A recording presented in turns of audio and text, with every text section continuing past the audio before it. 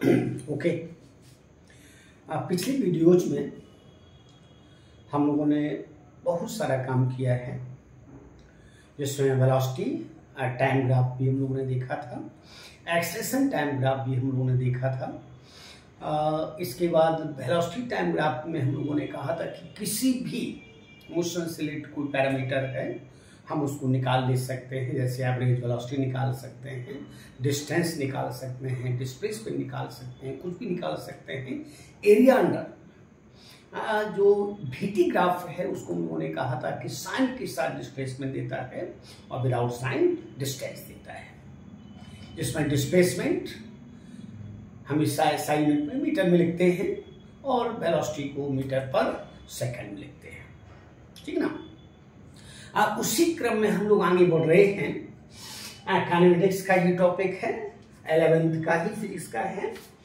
Motion in straight line, motion in straight line, जिसमें दो शब्द हम लोग कह रहे हैं, एक रेक्टिलिनियर मोशन है और एक ट्रांसलेशन मोशन है। एक्चुअली रेक्टिलिनियर मोशन शब्द क्या है कि अगर कोई पार्टिकल स्ट्रेट लाइन पर चलता है, मूव करता है, तो उसके मोशन को हम स्ट्रेट लाइन मोशन कहेंगे। या कोई बॉडी है, उस बॉडी को भी अगर हम पार्टिकल मान लें तो वह जिस पाथ जो स्ट्रेट पाथ लाइन पर चलता है तो उसके मोशन को हम रेक्टिलिनियर मोशन कहेंगे।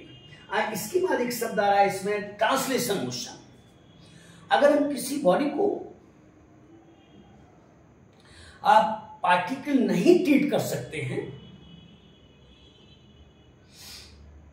ओके, तब वह इस प्रकार मूव करती है कि उसका हर पार्टिकल सेम डायरेक्शन में इक्वल डिस्टेंस कवर करता है, parallel to each other, parallel to each other, बिना रोटेशन और बिना किसी ओरिएंटेशन को चेंज किए। ऐसे मोशन को हम ट्रांसलेशनल मोशन कहेंगे, बॉडी का ट्रांसलेशनल मोशन कहेंगे। तो ध्यान रखेंगे कि अगर पार्टिकल अज्यूम कर सकते हैं किसी बॉडी को, तो उसके नेचर को, उसके मोशन को हम रेक्टिलिनियर कहेंगे, और अगर ऐसा नहीं है तो उसकी मोशन को हम ट्रांसलेशनल मोशन कहेंगे। वही बात यहां पर लिख रहे हैं कि इफ ए पार्टिकल और a body treated as a particle moves along a straight line, then its motion is said to be a rectilinear motion. कैसा मोशन? रेक्टिलिनियर मोशन कहेंगे। स्ट्रेट लाइन पर बॉडी अगर चल रही है, if a body can not be treated as a particle, moves in such a way that all of its particles displace simultaneously through equal distances parallel to each other in same direction, resulting in change of a position without any rotation or a change in orientation, is called translational motion. इसको हम लोग क्या कहेंगे? Translational motion कहेंगे। It's called translational motion. It's called translational motion कहेंगे इसको। It's called a translational motion.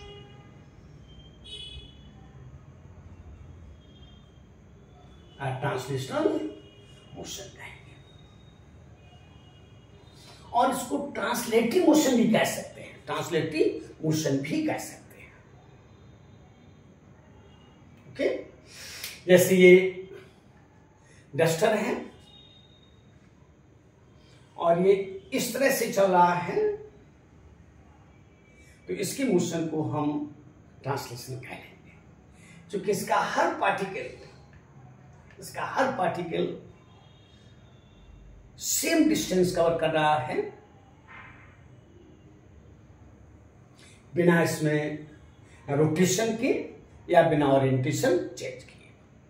तो ऐसे मोशन को हम लोग ट्रांसलेशनल मोशन कहेंगे, ओके। रेक्टिलिनियर और ट्रांसलेशनल मोशन कोई आपसे कह दे तो आसानी से आप बता सकते हैं कि ये क्या है, ओके।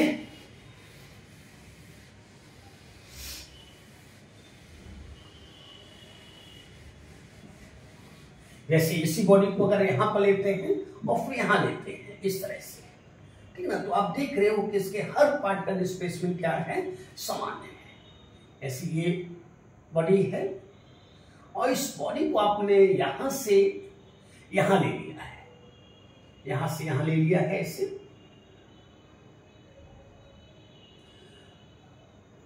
ओके। तो देख रहे हो कि ये बॉडी यहां से जा चुकी है यहां पर, तो इसके किसी भी पार्टिकल का अगर डिस्प्लेसमेंट देखोगे तो सेम हो जाएगा ऐसे।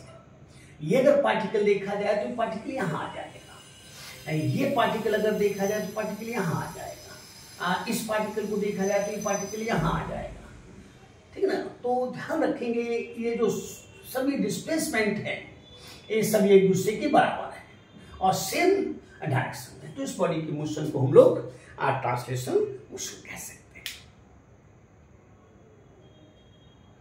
ठीक है ना। या इसका मतलब है कि इसके हर पार्टिकल के मोशन को हम रेक्टिलिनियर कह सकते हैं। क्या कह सकते हैं? रेक्टिलिनियर कह सकते हैं, ओके। जैसे सर्कुलर मोशन और रोटेशन मोशन में यही अंतर है।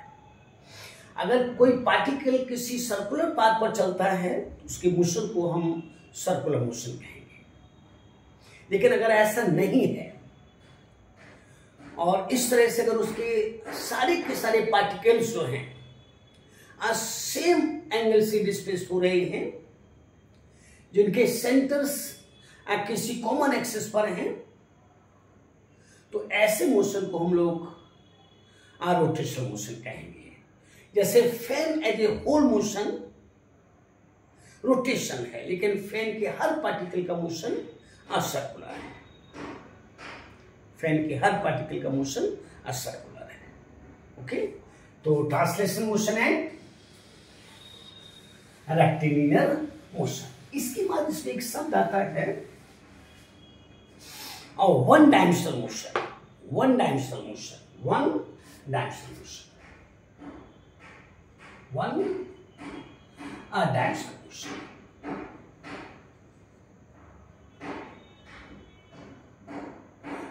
One dimensional motion, one dimensional motion. तो आराम से कह सकते हो कि one dimensional motion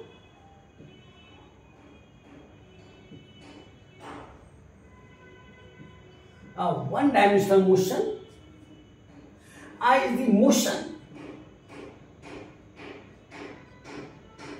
the motion of a particle along a straight line, along a straight line. It is the simplest form of,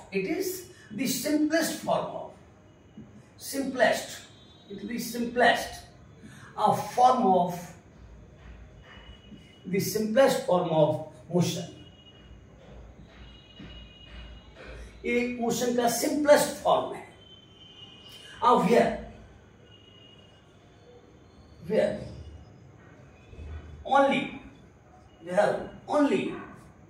where only one coordinate, where only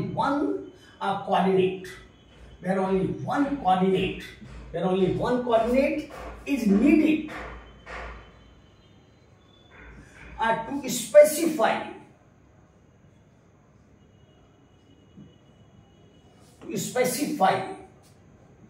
the position of the particle.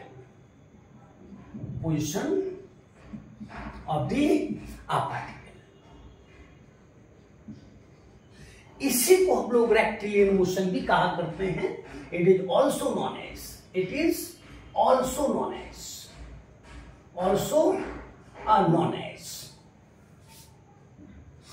Rectilinear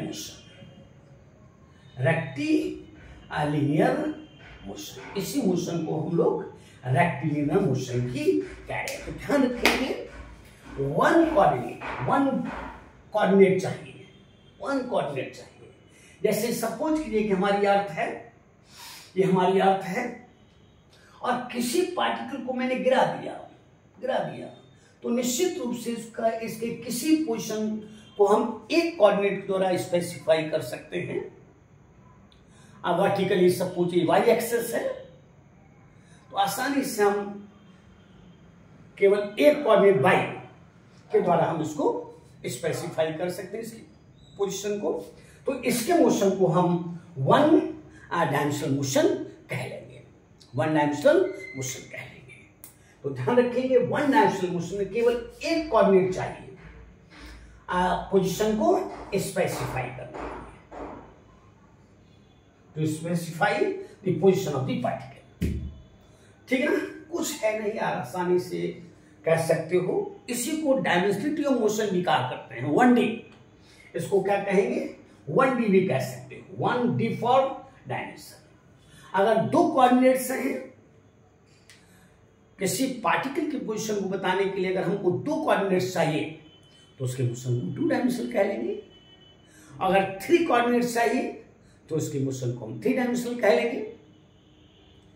okay, जैसे projectile motion 2 dimensional motion है, उसमें केवल 2 ही coordinate चाहिए। ठीक है ना, तो 1 dimensional motion, ध्यान रखेंगे 1 डायमेंशनल मोशन, आसानी से उसको समझ सकते हैं। अब यहां पर हम लोग बातचीत करते हैं 1 dimensional motion under constant acceleration, 1 dimensional motion under constant acceleration, 1 dimensional motion under constant acceleration. Okay, जिसमें हम लोग इक्वेशन बताएंगे, काइनेमेटिक्स की इक्वेशन है। ठीक है ना, first equation, second equation, third equation, इस तरह से हम लोग कह सकते हैं चाहे तो। ठीक है ना, तो 1 dimensional motion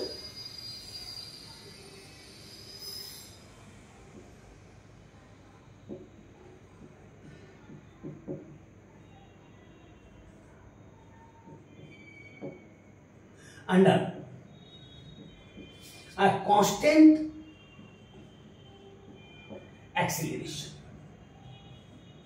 under constant acceleration, under constant acceleration, under constant acceleration, 1 dimensional motion under constant acceleration. Okay,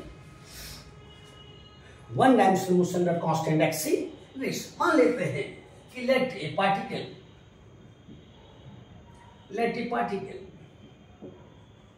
starts moving along a straight line, along a straight line,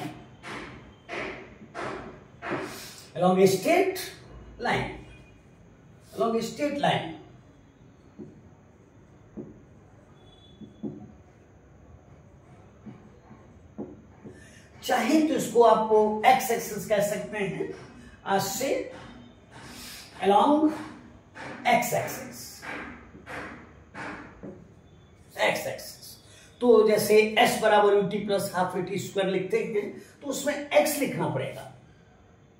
ठीक है ना, तो हम लोग s इसको लिखेंगे, लेकिन यहां लिख दे रहे हैं along x axis। Let a particle starts moving along a straight line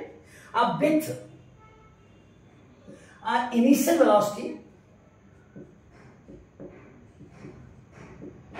initial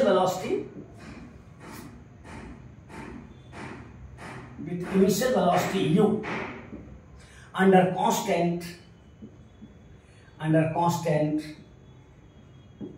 acceleration,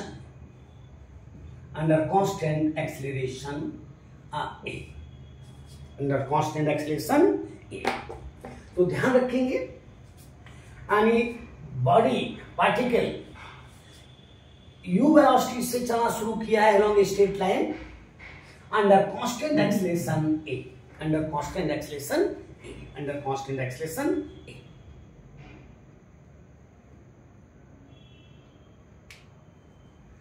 Like a particle starts moving along a straight line with initial velocity u। initial velocity का मतलब होता है t equal to 0। initial velocity means initial velocity means velocity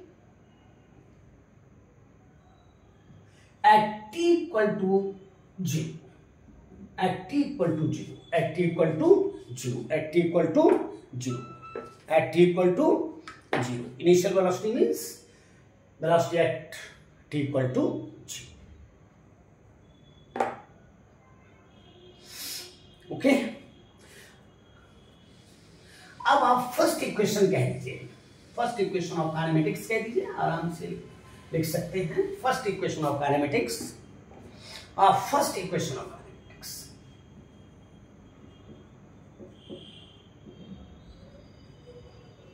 first equation of kinematics.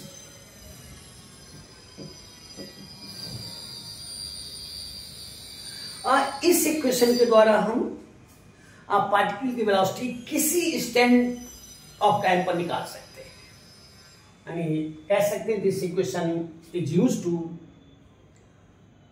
Find velocity of the particle at a given instant of time, at a given instant of time.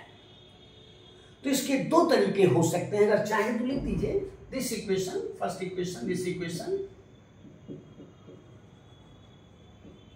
is used to find velocity of the particle at a given instant of time, given instant of time, given instant of time,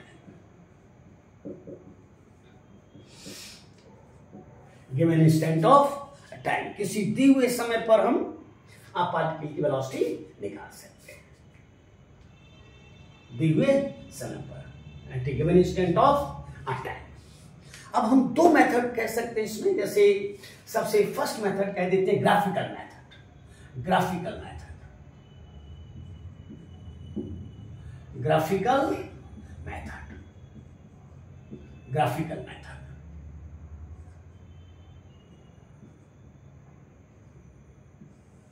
graphical method आसानी से कर सकते हो। जैसे मैंने आपसे कहा कि सपोज कीजिए कि ये ग्राफ है, इस साइड में t है और इस साइड में v है, और आप कह चुके हो कि पार्टिकल इनिशियल वेलोसिटी u से चलना शुरू करता है, मतलब यहां से चलना शुरू करता है, और चूंकि कांस्टेंट एक्सेलरेशन है इसलिए स्ट्रेट लाइन का प्लॉट हो जाएगा। ओके, इसको हम लोगों ने यू कहा है, और मान लेते हैं कि किसी इंस्टेंट ऑफ टाइम टी पर ये वेलोसिटी इसकी पार्टिकल की कितनी हो जाती है, तो v हो जाती है। ध्यान दीजिएगा, हाँ कांस्टेंट एक्सेलरेशन है, आप पार्टिकल u वेलोसिटी से चलना शुरू किया है, और किसी इंस्टेंट ऑफ टाइम टी पर जो पार्टिकल की वेलोसिटी है वो v हो जाती है। ओके, अगर हम इसको मिला देते हैं इससे, तो यहां से यहां तक का जो ये वेलोसिटी का चेंज जो है ये v माइनस यू हो जाएगा, और यहां से यहां तक का टाइम तो आप देख ही रहे हो कितना हो जाएगा, t माइनस 0 हो जाएगा, मतलब t हो जाएगा। ओके, और हम इस बात को जानते हैं कि जो इसका स्लोप है वो एक्सीलरेशन देता है। हम जानते हैं कि since slope of a VT graph gives acceleration,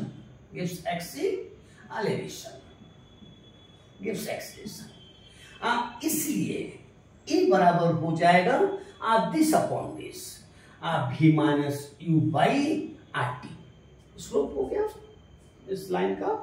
okay, इसको आप इसके साथ ले सकते हो, और v इक्वल टू हो जाएगा, v माइनस कर सकते हो, v minus u equal to हो जाएगा 80, और यहां से कह सकते हो v इक्वल टू हो जाएगा u plus 80, v equal to हो जाएगा u प्लस 80। देख लीजिए, देखिए कहीं कुछ नहीं, आराम से समझ सकते हो। ये VT ग्राफ है, आप कह चुके हो कि VT ग्राफ का जो स्लोप है वो आपको एक्सलेशन देता है, और ये कांस्टेंट एक्सलेशन है। कहीं भी अगर स्लोप देखोगे तो हर जगह वो स्लोप बराबर है, कांस्टेंट एक्सलेशन है। तो अगर हम इसका स्लोप निकालें तो tan थीटा से निकालते हैं, लेकिन मैंने ऐसा नहीं लिखा है। तो v minus you perpendicular upon base होता है, लंब बटे आधार होता है, परपेंडिकुलर अपॉन बेस जो है क्या है tan थीटा होता है। तो ये v minus u by t acceleration हो जाएगा। तो v minus u equal to 80 हो जाएगा, और v equal to u plus 80 हो जाएगा। U is initial velocity. ये कैलकुलस, ये ग्राफिकल मेथड है, ये ग्राफिकल मेथड है। अब अगर आपसे कोई कह दे कि कैलकुलस मेथड क्या होगा, तो उसको भी देख लेते हैं। Calculus method, calculus method, calculus method.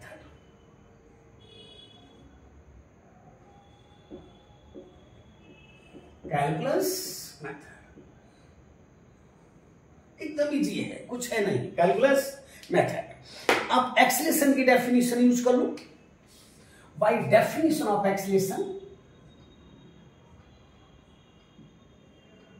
Bye definition of acceleration,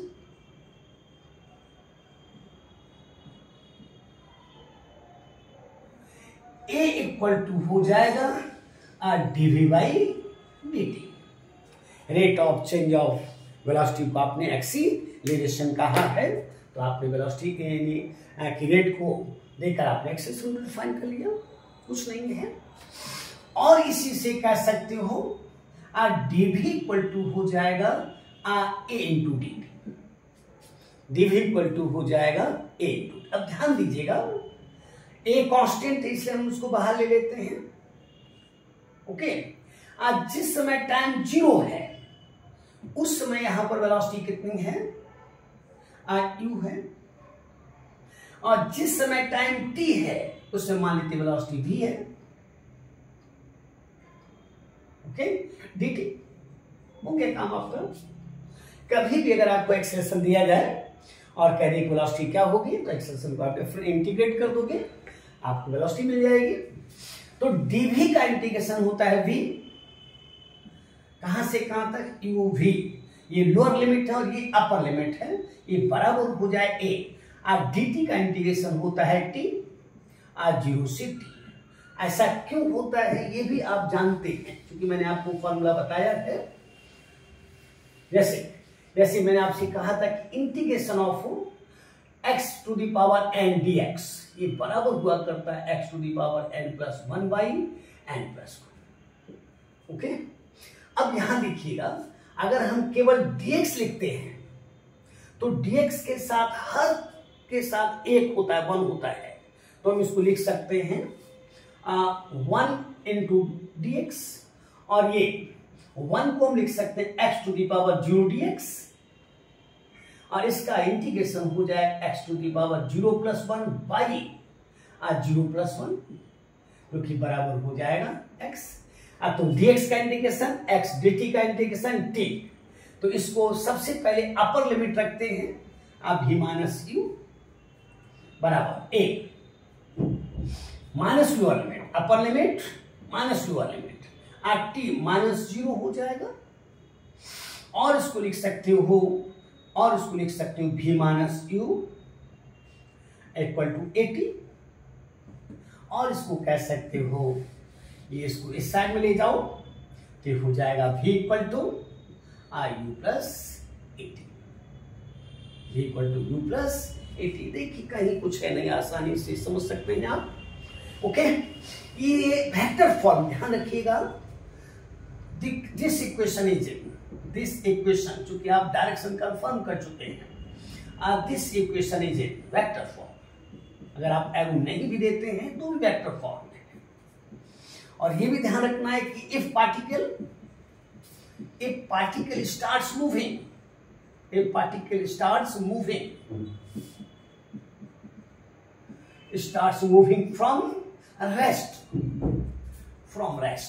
from rest। अब जानते हैं कि starts moving from rest, that is at t equal to 0, u equal to 0. Then v equal to हो जाएगा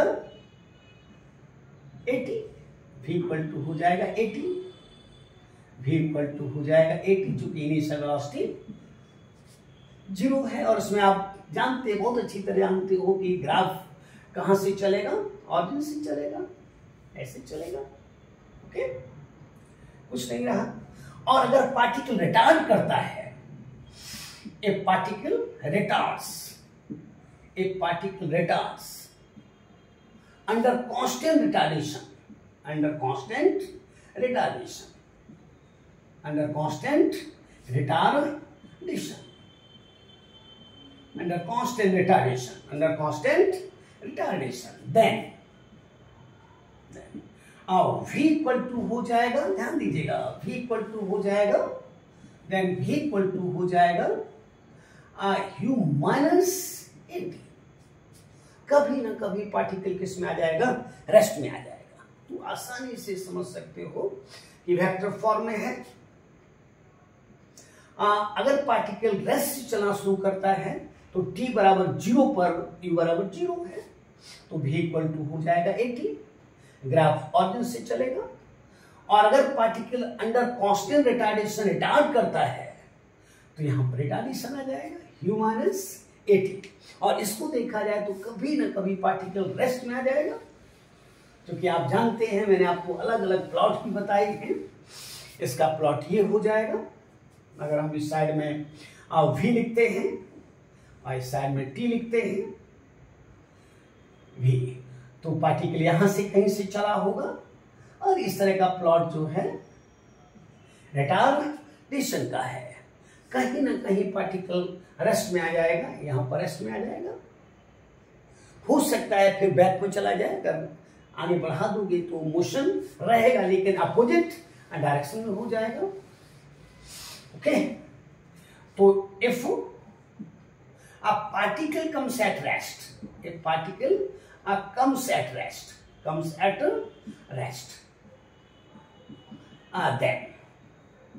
then 0 equal to u minus 80 हो जाएगा। और यहां से कह सकते हैं 80 इक्वल टू u हो जाएगा।